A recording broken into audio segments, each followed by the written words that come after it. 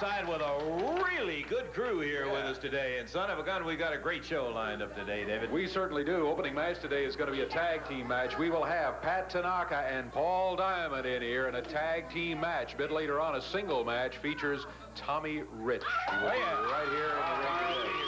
Wildfire will be here later on. Moondog Spot comes around. And as if that weren't enough, big expiration of time match in which Billy Travis and Mark Starr will be going against the team of Big Bubba and the Mighty Goliath. That should be a very good match. Is that a bunch? I'll tell you, right off the bat, it's a bunch, and we'll be looking forward to seeing that. Take time out. We got a lot of it to do, and we'll be back in just one moment.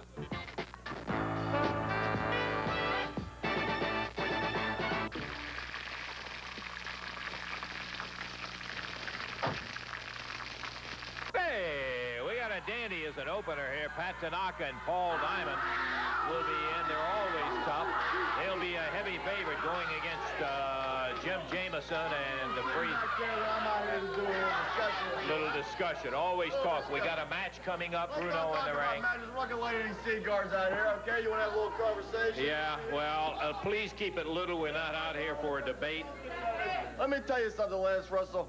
What we got here is the prime time, the downtown connection. That makes me very happy. What we got here, Lance Russell, would you come with me? Don't stand there like a goof. What we got here is the greatest single wrestler in the entire world. This man is a nationwide wrestler. Man, it's been a superstar all the four corners of the world. He's held all kind of titles, every title there is. Mid-American title is going to be his again real soon. So Jeff Jarrett can just get ready because he's not going to have that much longer. This here is the Moondog, the man of the hour, baby. And what we got here, would you stand out of the way, Lance Russell? What we got here is probably the greatest tag team in professional wrestling today. Look at that, the International Tag Team Champions. We're talking about prime time. We're talking about Pat Tanaka and Paul Diamond. These two guys can beat anybody they get in the ring with. It doesn't matter who it is. They've proved it. Steve Kern, Mark Starr, Billy Travis. The list just goes on and on and on. Bruno, these two guys are the best. This guy's great. And then you got Bubba and Goliath. I know both of them. These two guys gotta be the biggest disappointment that I've ever had in my entire life in professional wrestling. You guys understand that? Look at the size of you two guys. We got guys here. Paul, what do you weigh? About 240 maybe? Pat weighs probably about 220. Moondog weighs probably about 260, 270.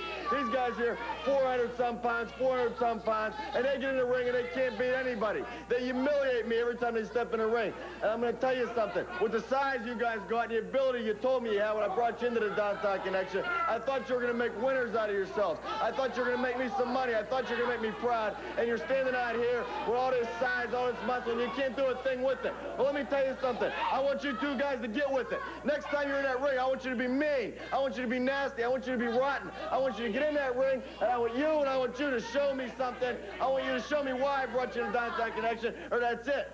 Bruno, that'll be the end of you two. Privately instead Why of should I? I'm not trying to do this privately. I'm trying to humiliate these two guys. I'm trying to show them that they're going to be with Downtown Bruno and Paul Diamond and Pat Tanaka and Moondog Spot.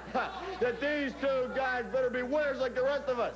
You understand that? You two guys got to be winners or you're fired. Because I will fire you, I'll fire you, and I'll fire you. Looking at your side, you better be careful about who you embarrass. Wait a minute, Lance Russell. Wait a minute, Lance Russell. I don't have to worry about size or nothing like that because these two guys know that they're nothing without me. And I got Paul Diamond and Pat Tanaka and the Moondog backing me up. So I'm telling these guys something right now. You better fire up, you better get bad, and you better get mean. You understand? You better get fired up for me. You understand? I don't think they cotton too much to that, Bruno. We've got a match up here in the ring if we can get some action underway here. Paul Diamond and Pat Tanaka are the ones who will be in the ring, Dave. This is going to be a one-fall, 15-minute time limit match. Introducing at a total of 480 pounds. From Memphis, Tennessee, Jim Jameson. And from Arkansas, William the Freezer Thompson. Paul Diamond, Pat Tanaka at a total of 434 going against them. Big prime time. Let me tell you something. This here is what a tag team is. This here is prime time. This here are champions. This here is class. Pat Tanaka, Paul Diamond, prime time, baby. You're international tag team champions. These guys are winners. Wow, did you see that flying elbow? That's bad to the bone. See, that's prime time. That's Paul Diamond. That's your commando, baby. You got Paul Diamond, you got Pat Tanaka. I can't say it again. PT, Pat Tanaka, Paul Diamond, and Tanaka. What you got here is prime time. These are winners. This is a tag team. This is a machine in there. I think we understand all of that, Bruno. So this is what you call destructive force. This is what you call destructive force. Look at this Jameson. Look at him. He's dead. think? I think he's done. I think you better call the corner. There's nothing left for him. Now you got Tanaka in here with some of them jab slaps, some karate chucks, taekwondo, everything else. This is a tag team. See what I mean, Lance Russell? This is muscle. This is size. This is speed. This is strength. This is agility. You put it all together, that makes a machine. And the name of that machine, baby, is prime time. And like I told you many, many times, if you're going to come around prime time, you're going to end up canceled. You know what I mean? You come against Dallas, you come against Dynasty, you get canceled. Am I right or wrong? You get canceled. Yeah, I hear what you're saying. Please don't get into a discourse on television. Is you're comparing Saturday morning cartoons. You're comparing Saturday morning cartoons to the Cosby Show. When you compare any tag team to Pat Tanaka and Paul Diamond. Because this is a tag team. This is prime time. Look at that. He practically took his head off. Diamond. He practically took his head off. I think he did. His head's rolling down the street. No, it's still there. 2, 3. That's a tag team. That is a tag team. This is prime time. Yeah, This is what okay. I want in my downtown connection. That's what I want. See, winner. Eye to tiger, killer instinct. It's like Mama says. It bees that way sometimes. Marvelous words of wisdom from downtown Bruno. Pat Tanaka, Paul Diamond, the winners rather easily. Rather easily. A minute 28 was the time on it. They had no problem. Well, one of the things that I think the wrestling world continues to talk about is an event that, frankly, we never thought that we would see happen, and that was when Jerry the King Lawler ended up losing his hair in a hair match with Austin Idol, and a prominent role played by Wildfire Tommy Rich. Let's recap that incident for you. Lawler with the cover, but where's the referee? He's hurt. Who is it? Tommy Rich. Where in the world did Rich come from? The gate is still locked. Tommy Rich pile driving Jerry Lawler.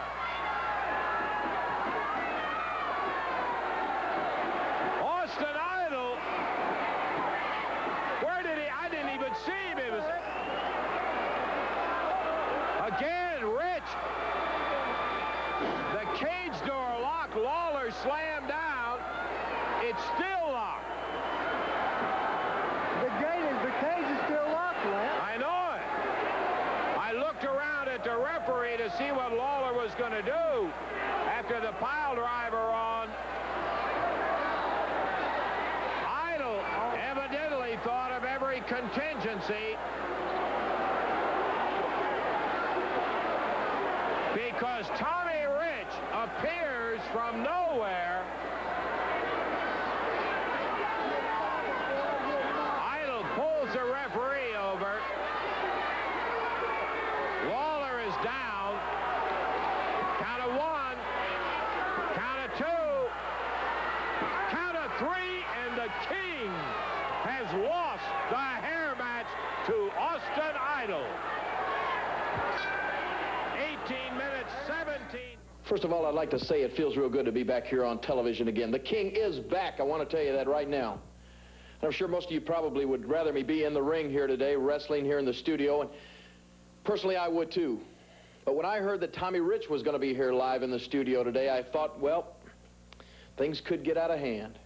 You know, these television cameras cost several $100,000, and this studio would cost me a fortune if it were to get torn to pieces. So I said, King, you better not show up. You better just send an interview. So that's what I'm doing, because I'm going to save what I got in store for Tommy Rich until I get him face-to-face in the ring. Now, let me just say a few words about my little appearance here today. I'm sure Tommy Rich, Austin Idol, Paul Dangerly are surprised that I'd show my face here on television. I guess they thought if I got my head shaved that I'd be ashamed to show my face, that I'd be out here maybe with a mask on or with a hat or cap or something like that. But you see, Tommy Rich, Austin Idol, Paul Dangerly, I'm not ashamed to show my face. Because I know, and all the wrestling fans know, that Austin Idol wasn't man enough to shave my head by himself. It took Paul Dangerly, and it took you, Tommy Rich, hiding up under the ring, to come out to get the job done. And that's why I'm not ashamed. That's why every morning when I get up and I look at this head in a mirror, all it does is make me angry. All it does is serve as a reminder. And I want to tell you something, Tommy Rich. All that anger is going to come out when I get face-to-face with you in the ring. Now, let me just say this. You know, while I was off, I had plenty of time to think, and I had to be around town a little bit. And one day, I took my car, I took a little drive to the store. I went inside. When I came out, this note was under my windshield wiper. It's from a young lady by the name of Gwen Ivy. And it reads like this. Dear Jerry, I realize you don't know me, but I've watched you ever since day one. You're beginning. Every Saturday I tuned in to watch you wrestle. Now, I didn't want to stop you and bother you with a lot of questions, but you see, Jerry, everything that's been happening to you lately, you used to do to everybody else. You used to do everything dirty that you could think of. Everybody loved to hate you because you were the best at being dirty. Remember when you posed as an old lady, won Jerry Jarrett's autograph? Now that was dirty. You'd use fire, chains, sticks, etc. People loved it. Now, in order to get back and stay like you were then, you got to start thinking that way again. You've started to get weak, Jerry. Austin Idol and Tommy Rich know that. No one could have done the old King like they've done to you. They would be too afraid. So wake up, Jerry Lawler. Now, Gwen, I want to thank you for this letter, because it has done that. I want you to know, Gwen, and I want all the wrestling fans to know, and most importantly, I want Austin Idol and Paul Dangerly and Tommy Rich to know that the old King is awake. Now, Tommy Rich, I've made myself a little list, and your name just happens to be at the top of it. And I'm going to take care of them. Paul Dangerly, Austin Idol, Tommy Rich, one by one. And I understand, Austin Idol, that you got a title match with Bill Dundee, the superstar who said he's so upset that he wasn't the man that shaved my head. Well, let me tell you something, Austin Idol. You're on my list. And another thing on my list is getting that Southern belt back around my waist. And I really don't care who has it. If it happens to be on Dundee, like I said, I'll just add another name to that list. So Tommy Rich, Idol, Paul Dangerly, I want you to know this. The old King has forgotten more dirty tricks than either of you punks will ever know. So when I get in that ring with you, Tommy Rich, I promise you this, and I promise all the old King fans that I'm awake. I'm back. And Tommy Rich, you don't have a whole lot of time left. So you better be looking over your shoulder, punk. Because sometime when you least expect it, somebody's going to step up to you, and it's going to be the old King. So you better be ready. He's got to say here, I'll tell you, you better be listening to it. Tommy Wildfire, all dressed up, no place to go, and I thought I'd stop in and see you lads, you know. Do you a favor, brother. You know, it's been a long time since I've been to Memphis, Tennessee, right here on TV. I wanted all the people to get a chance to look at Tommy Rich. Got the long, pretty hair, looking real good today. Looking real good. A lot of pretty ladies out here. Oh, hear that? Where is Jerry Lawler? Where is the King, man? I mean, that is the big question. You know, first we heard him, he was gone. Told Jerry Lawler, told him he was going to get his hair cut. Told him I was going to be the man to do it. Jerry Lawler, the man's in town. I'm back, and I'm back to stay. Jerry Lawler, your past tense, your history. Sit back. You listen to the crowd, man. When they holler for Austin Idol. They hollering for Tommy Rich. Go, Tommy, go. Go, Austin, go. The King is through, baby. The King is through. Memphis, Tennessee don't need you no more, man. Don't you understand, Jerry? You told me that yourself, Lance. You told me you thought Lawler was washed up. Oh, come on, Tommy. Now, hey, don't call me no liar now. Hey, well, what did you say? He said, well, basically that's what you meant, though, right? Yeah, okay, you said yeah. See there? Okay, another thing. You know, like I said, Jerry the King Lawler, history, would cut his hair now. He don't even have the guts to show up here at TV. I mean, he's talking about, you know, he's talking about he could have put a mask on. He could have this, that, and the other. Well, why didn't he do it?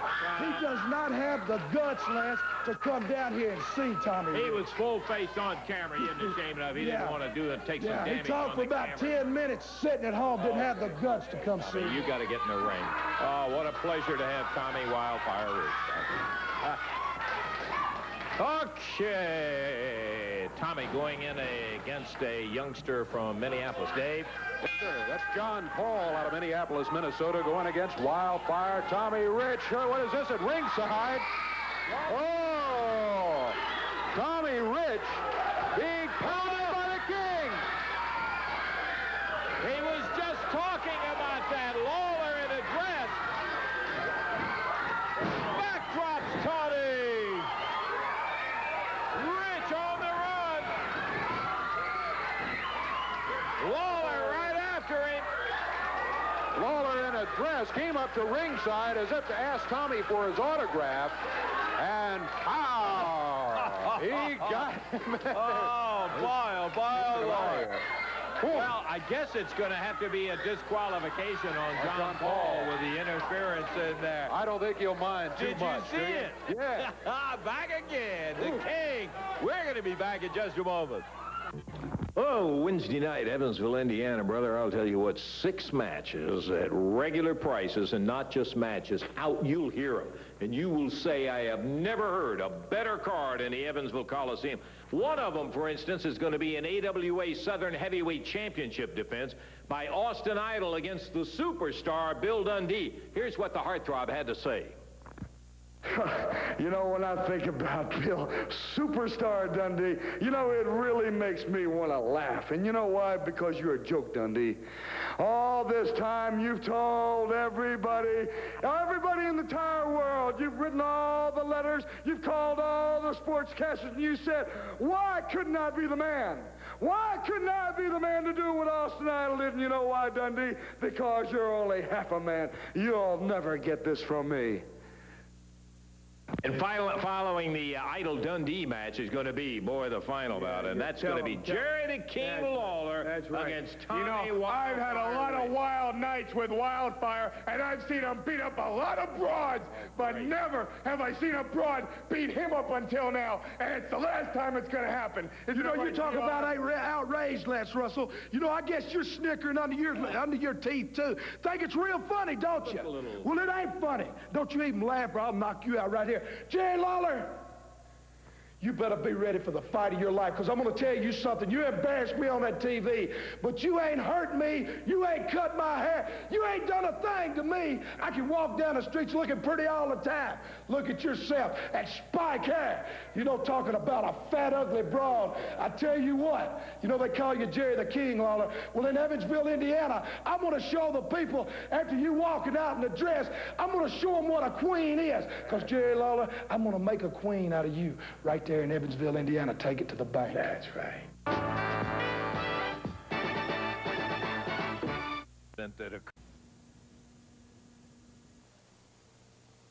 Last couple of weeks, we had an incident that occurred. Boy, we just had an incident that occurred. I love that. I'm telling you, I loved it. With Tojo Yamamoto and Tony Burton. Yeah. And last week, boy, he finished him off. He beat him with that kendo stick and the whole bit. Now, Burton is a big young guy, and he didn't take too kindly to it. Tojo Yamamoto had some comments about a match that they've got coming up that was made following last week's action.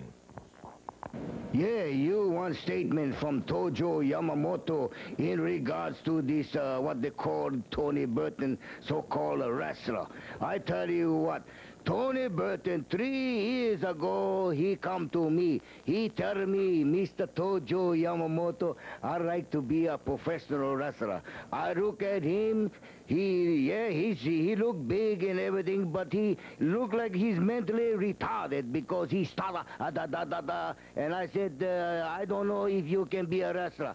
No, but he come and he pay me money. He told me, please, you train me. So yes, I took money and I train him and I train him and I train him, and nothing can go in his head. And I hit him with this my shinai, my kendo stick, and I think maybe I can put some brain in his head. But no, nothing can go in his head. This boy must be stupid and retarded. And then he still come back for more, so I give him the more Japanese medicine with the shinai stick. And now I hear he wants to wrestle the master of the karate in like a self-defense. Tony Burton, you must be mistaken. You must be retarded, just like Jeff Jarrett. Because Jeff Jarrett, I teach him just like you, Jeff Jarrett. That boy is retarded. Nothing can go in his head. And just like this big boy, Tony, he's big palooka. His head is so thick now, he think he can be a great wrestler come against me. But Tony Burton, I tell you, you're going to get beaten off your life, and I'm going to beat you like a dog, like a USA dog. I don't like you because you're mentally retarded. But I tell you what, I'm going to beat you so bad, and I'm going to beat you like a dog. You no good big palooka. That's the statement you got from Tojo Yamamoto. He's got a way with words. I don't think Burton is going to take too kindly to it. As a matter of fact, Randy Hales tracked down Tony to get some comments from him. We got a statement from Tojo Yamamoto, and right now I want to talk to Tony Burton about the background of his training and about what happened on television with Tojo. Well, Randy, I really can't tell you what happened to me on TV last Saturday, but I just took it as long as I could take it, and I just had to go off. I took for 3 years nothing but beatings off of Tojo, and when he started doing it to me on national TV, I just couldn't take it anymore. He just humiliated me more than I could ever stand in front of my friends and family, and I just kind of went berserk there for a while. But for 3 years, it was just my dream to become a wrestler, training with Tojo every day. He beat me and beat me to a pulp. I just can't even stress to you how intense the training was and the pain we went through. And guys would come and go. There was hundreds of guys quit and leave us, but I'd just stick it out, my lifelong dream to be a wrestler, and I was so happy. And then Tojo, I don't know what, he loved dishing out the pain. I thought I was learning wrestling, but I never did learn that much wrestling. I just think the man's crazy in the head. Well, Randy, let me tell you, he just said it all. That man, not only is he crazy, he's mentally ill, he's sick. I believe Tojo's, he's an old man that he's washed up, and he knows it, but he tries to just beat you up. Now, my dad was trained, you know, by Tojo, and I think Tojo probably did Dad a lot of good, because back in those days, Tojo could move better and could train better. But now, the years have gone by, it was time for me to be trained, and Dad said, why don't you let Tojo help you out? So I only lasted about 6 or 7 months, but I finally, in the sessions, Tojo would be training. Tony knows, he'd tell us to give a hip toss, for example, to somebody, and we'd do it, and of course, you know, we were just starting out, we were going to mess up. And as we'd mess up, he'd just get that kendo stick, and he'd beat the fire out of us, and for no reason. Then he'd tell us to do it again, and we'd mess up again. He never would tell us why we messed up. So I took it, and about 6 or 7 months went by. I went to Dad, and I said, Dad, Tojo's sick. He's mentally ill, and I'm not getting anything out of him. And so Dad said, well, you're on your own man. You do what you think's right. And so I went along with my wrestling career. But Tojo's a sick man. He's mentally ill, and Tony, you got a match coming up with him. And my only thing I can tell you is you've taken the worst he can give out. The worst he can do is beat you with that stick a little bit more, and I guarantee you're more of a man than I was. You took it for 3 years, and all it is confidence in your match, Tony. Tony, you have that match signed, and I just wanted to know if you have any predictions for the outcome of that match. Well, Randy, I don't really have no predictions. It's like Jeff said, though. He's beat me for 3 years, and what more could he do to me? I've took everything he could dish out. I just want to see if Tojo, he can bring that stick to the ring if he wants to. I'm used to that stick, and if he can put it on me, I can sure get it and put it on him, and we're going to find out if Tojo can take it or not. Good luck to you, Tony. Thank you, Tony. Thank you, man. I think it's going to be interesting when those two guys get together in there to see Tony Burton, and believe me, what he's telling you, Tojo Yamamoto dished out a lot of punishment to him, and Burton has got a lot of paybacks coming on it. And when he was embarrassed right here, and as he said, in front of his family and all the TV fans, well, hey, I hear the music. That means one of the youngest of the single title holders, the Mid-America Heavyweight Champion, Jeff Jarrett, coming out to join us here. Jeff. Oh, yeah, that's going to be an interesting thing, because you know what Tony's talking about. Hey, listen, that's going to be an interesting match, but you're kind of locked up with one with Jack Hart yourself, the Stretcher. The Stretcher, Jack Hart. I got a match coming up this week against Jack, but as you know, it's not a Mid-America title due to I got to fulfill some commitments later on, and But I do got a match with Jack Hart, and it's sort of like we could call this a little grudge match. It's not called a grudge match, but right now, Lance, I'm calling it a grudge match because one reason, Jack. You come out here a couple of weeks ago and you beat up my good friend Randy Hales for no reason. You know he's not a wrestler. Then you come out here the very next week and beat up my grandfather. He used to wrestle, but you know he's gotten older. His best days are gone. And that really shows what kind of man you are. And this week, brother, it's payback time. Well, I'll tell you what, I'm looking forward to it. Jeff, that's not the only reason I'm glad you're out here with me, because I happen to know what the other commitments and the reason that you can't go, and you're not talking about it, but I'm going to tell everybody about it. Jeff has a commitment to the AWA to defend the Mid-America title out in Las Vegas on ESPN in June. And one of the stipulations, of course, is that you couldn't defend the title prior to that date to make absolutely certain that Jeff Jarrett's going to bring when I go out there. That's right. Hey, that's not all the big news, because one of the events that was going to take place out in Las Vegas at that time was going to be the presentation of a trophy to Jeff Jarrett, who was selected as the AWA Rookie of the Year of 1986. Hey, I appreciate all of the AWA's commitments and ESPN and all that, but partner, you're home folks down here. I got in touch with Stanley Blackburn and asked Stanley if we felt like we should, and we wanted to participate in that, if he could get the trophy down here and make the presentation right here. And so what we're going to do is to listen right now. Larry Nelson did a little piece I'd like for you to hear, and then we're going to do the presentation right after. Let's listen to what Larry had to say.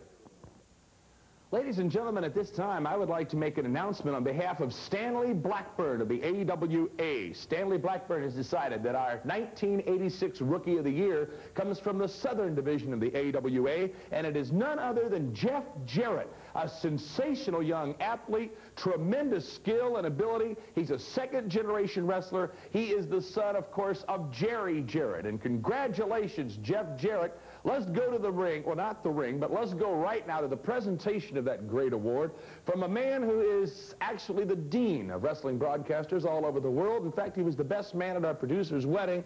He is none other than Lance Russell. Okay, thank you, Larry, but the guy that we want to grab a hold of this trophy right here is a fella, and right here it says it, Jeff. They can never take that away.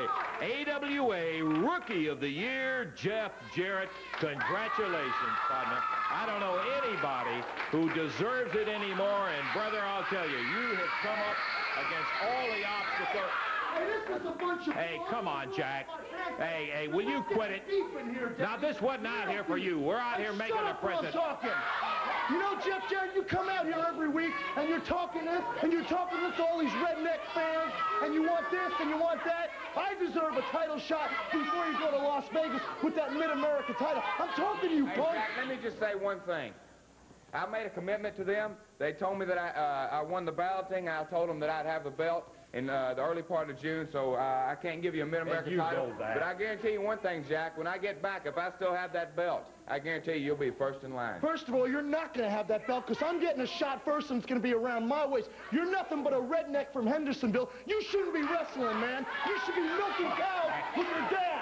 That belt is a joke. You're a joke. Your mother's a joke. Your whole family's a joke. Stay away from it. Hey, I'll do it. I'm going to take that trophy and I'm going to stick it where the sun don't shine, Daddy. Hey, I'm taking it right now. I'm going to take it. Come on. Hey, I want... Stay back, hey, you get off my case, man.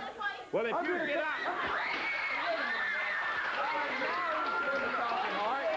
Now who's doing the talking? You were going to do... I'll take this can, put it where the sun don't shine. You just get your little can out of here.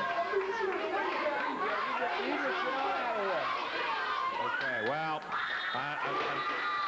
I'm sorry that we ended up with a situation having the presentation of the trophy interrupted by Jack Hart, Jeff, but I got to tell you, hey, boy, I am so proud of you on that, and it couldn't go to a guy that deserves it anymore. Good luck in the future. Keep That's on right. stroking. I'll let all of these people right here, Lance. Okay, Jeff Jarrett, the AWA Rookie of the Year, and he is a dandy indeed. Where are we, Dave? Well, that's absolutely right. I just add my 2 cents worth there. No one has ever deserved it more more phenomenal first year of wrestling for Jeff Jarrett. I'll quickly say to overcome the obstacles of not being as big as some of the other guys in there. He's overcome the obstacle of saying, well, you know, your granddaddy's a promoter and all that. This kid is a great athlete, and let me tell you, you haven't seen the last of him by a long shot. We'll take time out, and we're going to be back with action in just a moment. About that super card coming up Wednesday night in Evansville, Indiana. First, a reminder that on Thursday, June the 18th, the folks around Owensboro are going to have a chance to see championship wrestling coming rolling right into the Sports Center. That's Thursday, June the 18th, Owensboro. Wednesday night, Evansville Coliseum, take a listen. Stretcher Jack Hart will be tangling with Bucky Siegler in a great opening match. Special challenge match. This will be worth going to see, too. Tojo Yamamoto will be facing his former whipping boy, Tony Burton, for a little payback time. International title match. The Soul Man, Rocky Johnson, will be challenging the Golden Boy, Chick Donovan. Mid-America title. Moondog Spot trying to get it back from Jeff Jarrett. A Southern Heavyweight challenge from Bill Dundee to Austin Idol. And finally, you're going to be having Jerry the King Lawler, Tommy Wildfire Rich meeting in that battle. You got to be there Wednesday night to see it. Okay, sitting right here with a gentleman that I haven't had the opportunity to talk on television very much with, the head man of Jarrett Promotions, Jerry Jarrett. Jerry, good to have you back here, buddy. What have you been doing all these time? Well, I've been staying on the farm a lot. You say head man of Jarrett Promotions. I don't really feel that way. Eddie and Randy Hales do a super job. Yes, they do.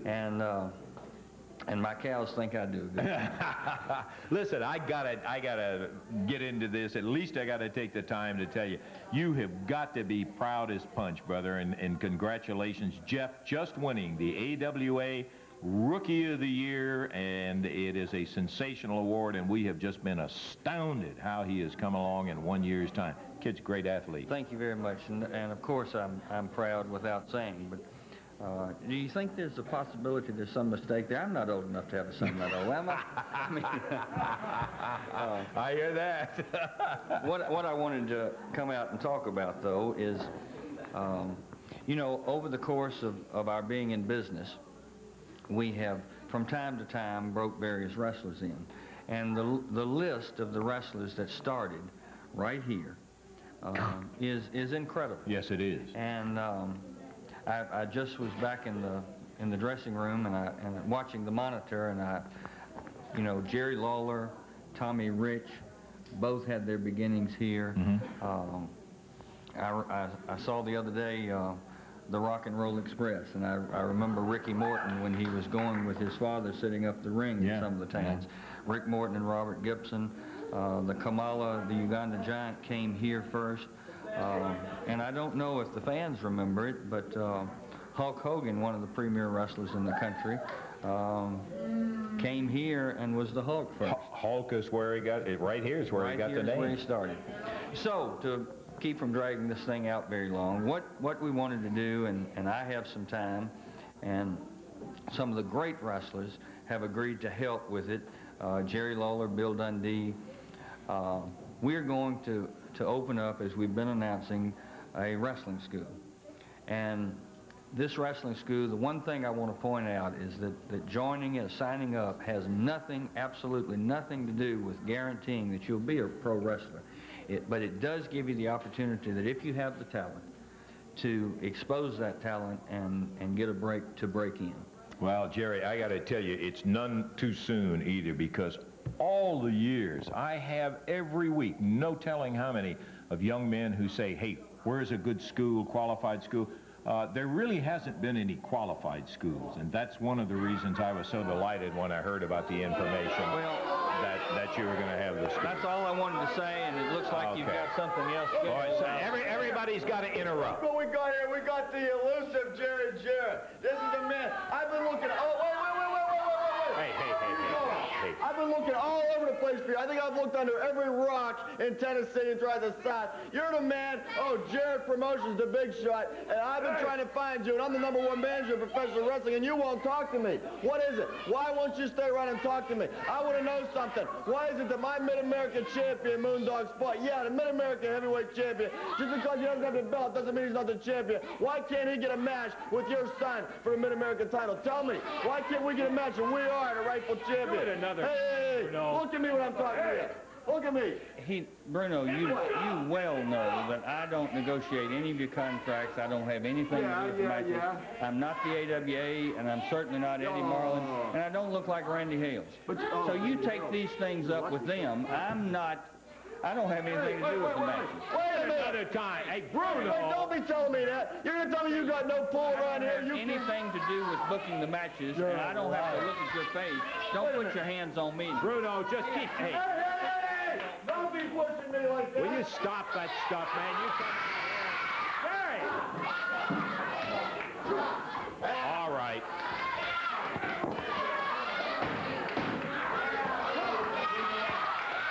Come on. Moondog Spot ripping Jerry's shirt off out of there. And that big bone, that loaded bone he's got in there. Pounding it. Yeah, way to go, Bruno.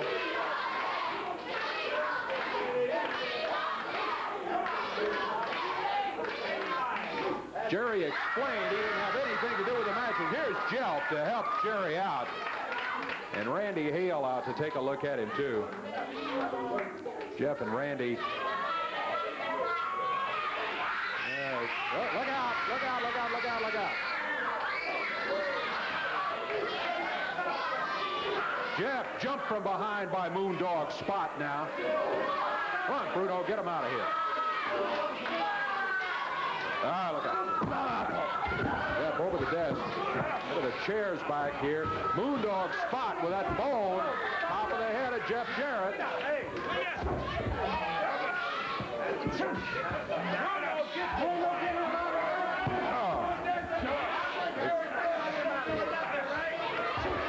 Get him some help out here.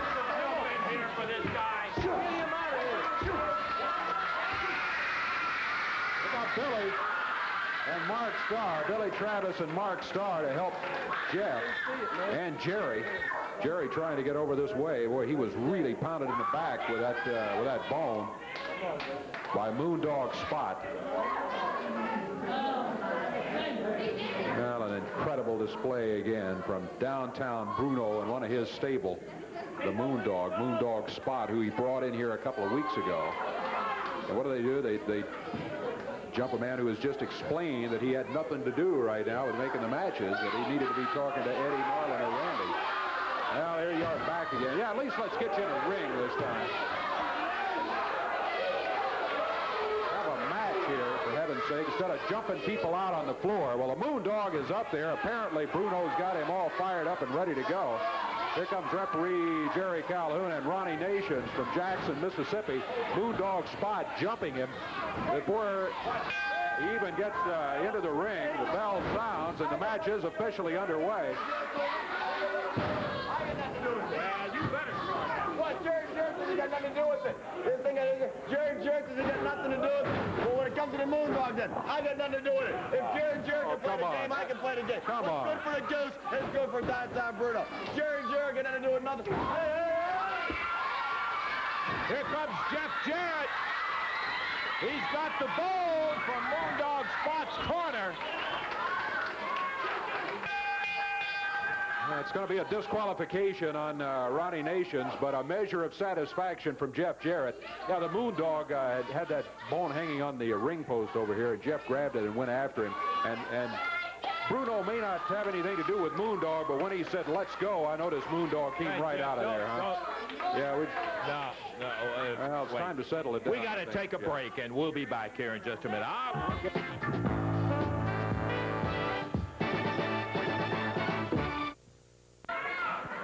Our discussion's been going on here for about 2 or 3 minutes. Jeff came out and called Randy out, and Lance is over talking with him, too.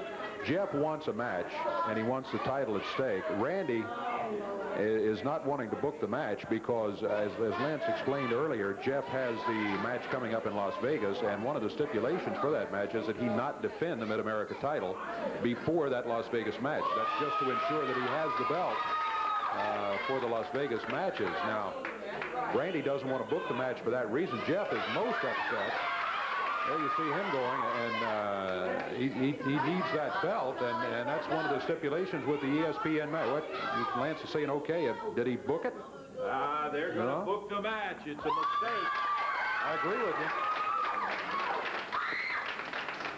He could do it another time. He could wait until the situation with the AWA in Las Vegas is over with.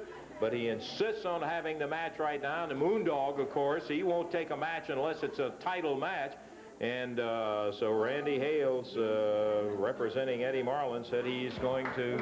Okay, I got mine. Randy, they are going to book the match. Mistake. Yeah, I agree with you. But that is the way that tune goes sometimes. Okay, where are we? We got a match coming up here. Oh, boy, do we have a match coming up here, partner.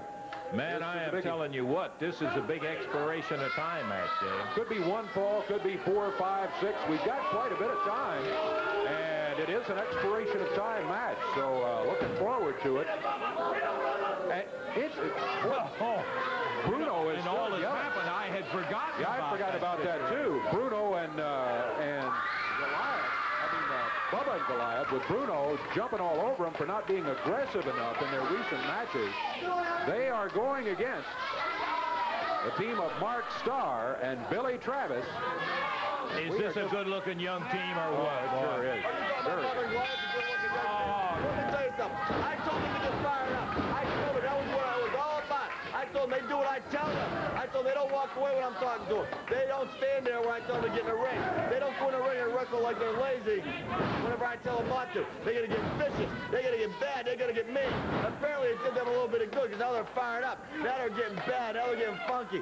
Now they're in there slamming Billy Travis. Now they're getting bad. Look at that big, mighty leg across his throat. This team is getting fired up again. They're getting out of the fire. What are these guys doing out here? It's not prime time. Yeah, That's great. They can do anything they want to, right? Hey, come on. Jerry. They're going to kill somebody with that. Oh, he got your man. He hit the wrong guy. Disqualification, though, has occurred, and Bruno and his downtown connection. Oh, look at this. Bubba steamed at Bruno. Bubba says, we had it won. What are you doing? We were in control. I gotta take their side he's right. in this instance, because they did have it. When out comes Tanaka and Diamond, they were trying to use the chair to get to Travis and Starr, but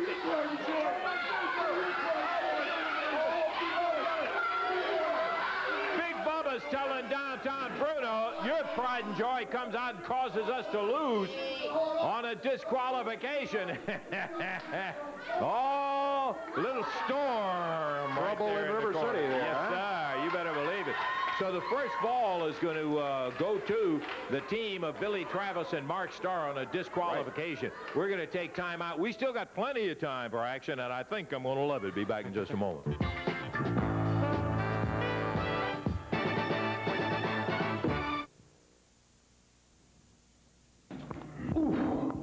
Wednesday night, Evansville Coliseum, son of a gun, I can't believe. Regular prices, 6 matches, and brother, I mean quality action all the way. One of them is going to be a Mid-America title match where Jeff Jarrett's going to be putting this belt on the line against the guy he won it from, Moondog Spot. Jeff? It's payback time in Evansville, Indiana. Moondog, what you did to my dad, there's no place for that in wrestling. He's an ex-wrestler. His days are gone, but my days are here, Moondog, and I'm going to... payback time in Evansville. Just look out for that bone, Jeff. That's all I can say. And then stand by for this. I'll tell you, this is one you dream about. The superstar, Bill Dundee, challenges for the Southern Heavyweight belt against the heartthrob Austin Idol. I love it. That's right, Lance. If it's the first time we're going to challenge, it's going to be the last time, because I'm going to beat you, Idol. That's right, I'm going to beat you, because I don't like you, punk, because you run around telling the whole world that you did something I've given my whole life, or tried my whole life to do and couldn't do it. Well, neither did you, punk. It took you and 2 other people to cut the the King's here, but I'm going to tell you this. The superstar's taking that belt off you by himself. Think that isn't going to be a fight. Hey, and that isn't all of it. Let me tell you, the last match on there is going to be something else. When the King goes rolling in there against Wildfire Tommy Rich. And I got a little message for Tommy Rich. And for you too, Lance. It's not the King, it's the old King. That's what you're going to see in Evansville. Now, what you saw here on television today was just a little sample of what I got in store for Rich and Idol and Paul Dangerly, too. Because, you see, I got a bag of tricks that don't really have a bottom in it. I've forgotten more dirty tricks than Idol and Rich will ever know. So, Tommy Rich, I've told everybody I got a list, and your name, unfortunately, happens to be on the top.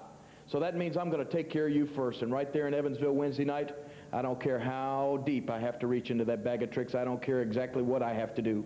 But the old King is going to be there. And when that happens, boy, like I said before, there's dues to be paid, and I'm going to do some collecting Wednesday night in Evansville. Regular prices, you got to be out there and see it.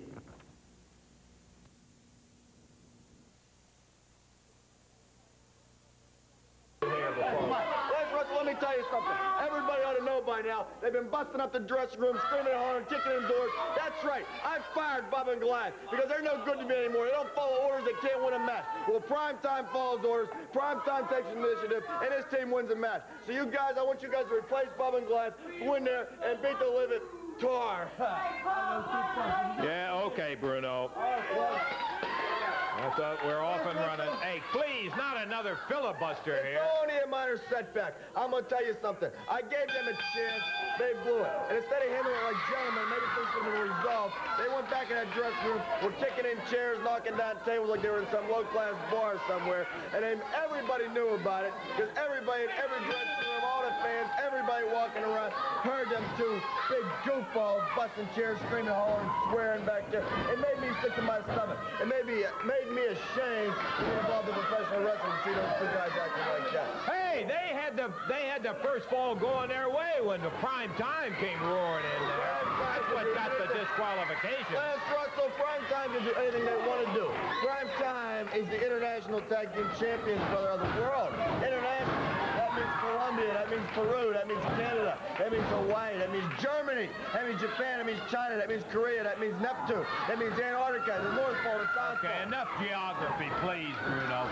Prime Time isn't doing too well right now. Yeah, you see Diamond getting jerked around all over the ring up there? Oh, yeah, I tell you what, if I got in the ring and yanked everybody's hair and their tights and their shoes and their tongue and everything else, I could do all that stuff to somebody too. Who's talking? Yeah, talking. It's like Mama says the bees that way sometimes. If I'm lying, I'm dying, Lance Russell. That's right. Prime Time. Prime Time. Oh, it's glory. Why do you think we got the belts? Why do you think we're Prime Time and they're not? You tell me. Yeah, well, Mark Starr, Billy Travis, a very impressive team together. When I yank in the hair, I'm going to have to speak to Tanaka about getting their hair cut. It's a shame because it looks good and it makes them look even better. Whoa! But, Lance Russell. People like Travis yank their hair, and it's a disadvantage because of the cheaters. Oh, my. Just the upper arm, put Tanaka right down on his back. The upper arm. You're going to tell me that there is some sort of loaded secret weapon in there somewhere, someplace, somehow. First of all, it's bad breath enough to finish World War III. We all know that. That's why I'm over here instead of the ringside. I can't stand that bad breath. Wait a minute. Look at this Mark Starr. What right does he have coming into the ring? What right does he have coming into the ring? What right does Diamond have in there? Starr out on the floor with Pat Tanaka, Dave, and Billy Travis up in the ring with Paul Diamond. And boy, I'll tell you what, a Donnybrook and a half underway with these four guys now, all of them out on the floor. Man, oh man. Travis let him have it and popped him right in the top of the head there. Diamond rattling back. Double count out. Referee counted to 10, yeah, so it's there's going to be no winner of the second fall here. Double count out. Diamond and Tanaka split. They found out it was time to go because Travis and Starr really were geared up for that fall. Yeah, well, they sure were. They looked mighty good. The time on the fall was 2:17. 2 minutes, 17 seconds. It is a double count out. It will not be assessed in anybody's column. So what we're going to have to do is take time out, and we'll be back with more. And I think we got time for a third fall, Dave. And we'll be back in just a moment after we check the time.